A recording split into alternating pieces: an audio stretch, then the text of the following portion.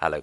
In this video lesson we're going to use the clone stamp tool to remove unwanted objects like this chap here, and we're going to end up with a shot that looks like this. You can see we've replaced the background there with suitable pixels that would look like they belong behind the guy. We've replaced this area here with ocean, and we've replaced the rocks he was standing against and this wave rolling in with similar pixels by taking them from different parts of the shot and pasting them on top of the guy to create a patch. So I'll take you through all of that, but what we'll do first of all is tweak the colors and tones of the shot and then get it ready for cloning. So let's start from scratch and open up our source file.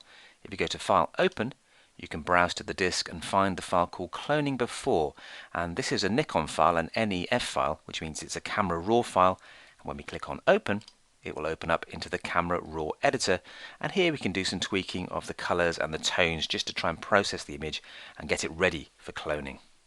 Now, we were shooting this in a sunset, so the colors are actually warm and golden, but you can't really see that because the camera's white balance isn't quite set correctly, and so what we can do is warm up the color temperature by going to white balance and dragging this slider to the right. That gives us a warmer value. We can type in the precise value of 8,500 degrees Kelvin, there you go, and that's warmed it up and now brought out some of the warm colors in the sunset there. Now, because we're using a slow shutter speed to try and get a nice blur to the water, we've also got a slightly underexposed shot because we had to really narrow the aperture and really tighten it so we didn't overexpose the sky. And so everything's slightly underexposed in the shadows. What we can do is brighten things up by dragging exposure up to about 0.35 rather, and there we can fill in the midtones as well by dragging the fill light slider up to around about 31, and that just brings out some of those midtones. We're going to make some more tonal changes later in the standard editor once we've cloned out the chap and finished off our editing, but this is a good starting point just to try and reveal some of the missing details. Let's just grab the zoom tool and click to zoom in and have a look at some of these midtones. To reveal more detail, we can change the contrast of the midtones by dragging clarity to the right. If I go up to there, you can see some of the lighter parts pop out a little bit more and it reveals more texture. So a value of around about 49 or so should help us bring out more detail in the rocks. And what we're going to do is boost the color as well by taking vibrance up to around about 61, and that just brings out some of the sunset details and colors in the sky and the rocks.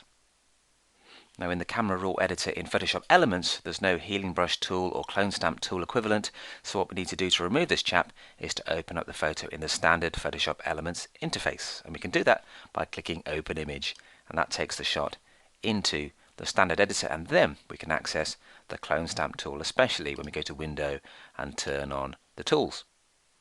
We'll also need the Layers palette, so I'm going to go to Window, Layers. I tend to hide everything and then bring in the things that I actually need when I need them, which creates a less cluttered looking interface. And what we're going to do is just duplicate the background layer by dragging it to the Create New Layer icon. It's always nice to have a copy of the original photograph waiting in the wings in case things go weird, but we're also going to be cloning onto a transparent layer anyway, so we won't be making any permanent changes to our image. But it's just good practice to have a spare copy just in case. So, to take a look at our blurry, distracting figure, let's grab the zoom tool and then click a couple of times, maybe 3 times, to zoom in and have a closer look. Now, to get rid of him, we need to patch over adjacent pixels to hide the unwanted chap, and we're going to take C and pop it over his legs, and rocks and pop them over the top part of him. Before we do that, let's click here to create a new transparent layer for us to clone onto. I'll just increase the size of my layers palette. And we're going to use the clone stamp tool, which you'll find in this part of the tools palette. Now, before using the clone stamp, I need to tweak its options, and at the moment they're hidden because I've hit the tab key. If I hit tab again, the options bar will reappear as well as the panel bin. So I'm just going to hide the panel bin to make more space, and now we can modify the options to make the tool behave in the way we want it to. So let's kick off by creating a nice large brush. If we go to the brush picker here, we can choose a brush of 65.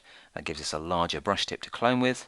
Let's also then go to opacity and make sure that's at 100%. You can click here and drag to the right. Make sure we've got a line ticked because that means that the sampled area we're going to take will then follow the cloned area around, and it will just help us clone more neatly. You'll see that in action. And also we need to click sample all layers, because if we're on this top transparent layer and we're sampling, we want it to be sampling from the layer below and cloning onto this top layer.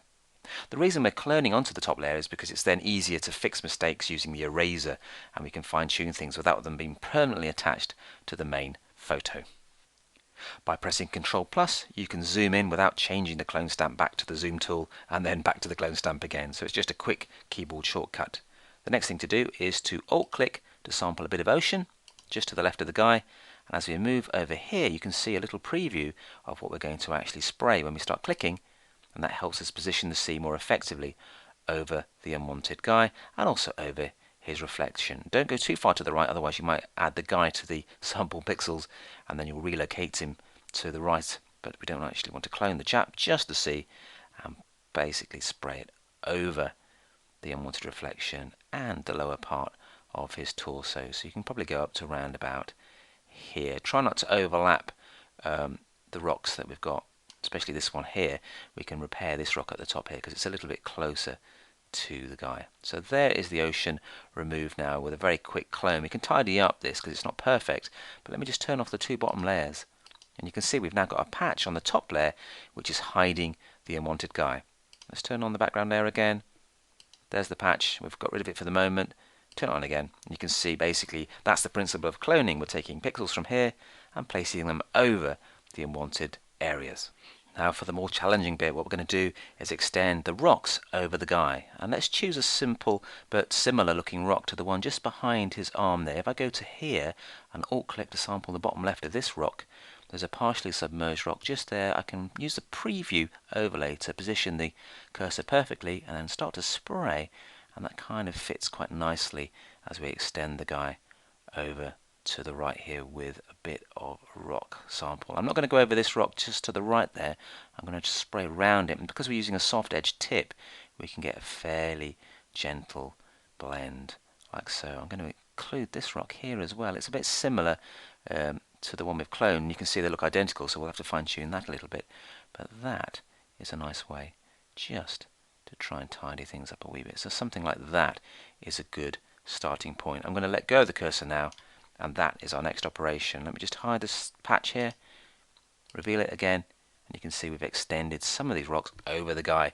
We now need to Ctrl+ to zoom in, use the spacebar to get a better look, and what we'll do is we'll extend this wave over the guy so we've got a similar selection of pixels moving across. And to do that, again, we're going to alt-click around about here maybe, and then move over to here. And you can see where the preview is moving, so you can get a better idea of which pixels we're going to transplant. And we can just take that over there. I'm trying not to spray over this rock, so I can use the left square bracket to make a smaller brush tip, and we can then spray up and round this cloned rock and just try and gently remove the guy. We could take that rock there as well and just add that to the background, and then there's a bit of sea here as well, so I'm just going to take that over and we can have that rock as well. There are some repeating rocks in here which we can hide again later, but this is just a rough start. I'm then going to pop up to the top horizon here. I'm going to alt-click around about there and just take that over the edge of the chap just to blend him in and hide the rest of his head. I've just zoomed in again just to have a look at the way this wave is meeting this rock. There's a bit of an abrupt edge there, so what we're going to do is just alt-click to sample some of the wave texture. I'm going to use the left square bracket just to take the brush down a wee bit, and I'm going to take the opacity down to around about 38, and that makes the brush semi-transparent. So now when we click and spray over the rock, we create a gentle blend between the two sections instead of just putting the sea over the rock at 100%, and that just helps mix the two areas together in a more subtle and effective way. You've also got things like this which are sort of disappearing under the patch, so you can continue to replace those by alt-clicking and then just gently spraying over. And you spray a few times with a semi-transparent brush, it becomes solid anyway, and that's a good way of hiding problem areas. Talking of problems, if I just hit the space bar, you can see that this rock and this rock are identical, so what we need to do is to change the opacity to 100%, make an even smaller brush tip by pressing the left square bracket, so we've got something like 10 pixels wide now. And if I just alt-click here, I can then spray over the middle of this rock here just to kind of hide the similar texture. We'll just end up with a round, more generic looking rock, and that will stop the eye from being drawn to the repeating patterns. So we've just fine-tuned the patch there. You can see the before and the after, and I've made it fairly irregular, that patch. Let me just turn off the background layers. You can see that we've extended things a little bit. We've also got rid of repeating rocks as well, just to make the shot look less cloned. If you zoom in and have a look at the sky, you can see we've got some sensor spots there, and we can tidy those up using the clone stamp, or more quickly by using the spot healing brush. Click on the background layer and then just click proximity match and click and spray over the unwanted spots, and it automatically samples adjacent pixels and places them over the spots to hide them. So that's a great way of doing a little bit of dust busting. There's a big one there, so just click and spray, and if it doesn't work the first time, spray again, and it should eventually submit to being erased. There you go, we've got rid of those sensor spots now. Z for the zoom tool, right click and fit on screen, hit tab to hide floating windows, and there's our completed cloned image. The contrast of these rocks here is still a little bit flat, so what we're going to do is tweak it using an adjustment layer. Click here and choose levels. We can then brighten up the highlights and dramatically increase the contrast to reveal more detail. We can also darken the shadows as well to create a much wider contrast range, but we've blown out the sky, so let me just hide that for the moment. Click on the mask, grab the brush tool, set foreground color to black, and now when we spray on the mask, we stop the bits we're spraying on from being adjusted, and that's a great way of doing selective dodging and burning. We're still on the mask there, you can see the black we've sprayed. I'm just going to hit tab to hide the floating windows, and we can restore the detail that's been blown out in the ocean down here. There you go, so that's a great way of making selective adjustments and bringing back the lovely textures of these ephemeral waves splashing against the shore. But we've also made an adjustment there to lighten up the rocks. Let me just have a quick look at the adjustment layer, get rid of that panel bin again.